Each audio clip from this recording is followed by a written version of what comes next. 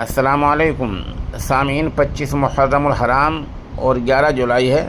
خبر کا عنوان ہے: اگر ایران میرے قتل کرنے کی سازش میں کامیاب ہو گیا تو۔ یہ بیان امریکی صدر نے گزشتہ روز دیا ہے۔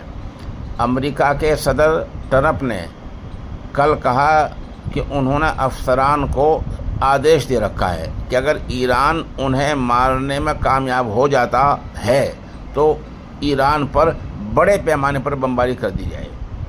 نیو یارک پوسٹ کو انٹرویو دیتے ہوئے ٹرمپ نے کہا، لمبے عرصے سے وہ ایران کی لسٹ میں ہیں۔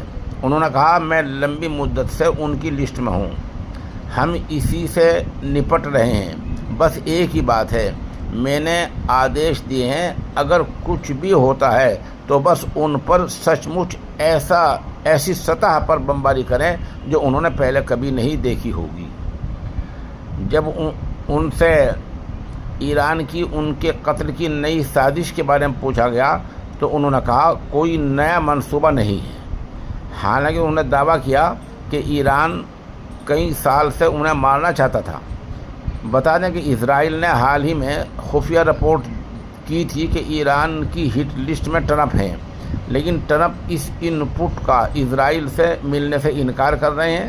وہ کہتے ہیں، نہیں، اسرائیل کچھ نہیں لایا ہے، میں لمبے عرصے سے ایران کی ہٹ لسٹ میں نمبر 1 رہا ہوں اور یہی زندگی ہے، آپ تو جانتے ہیں۔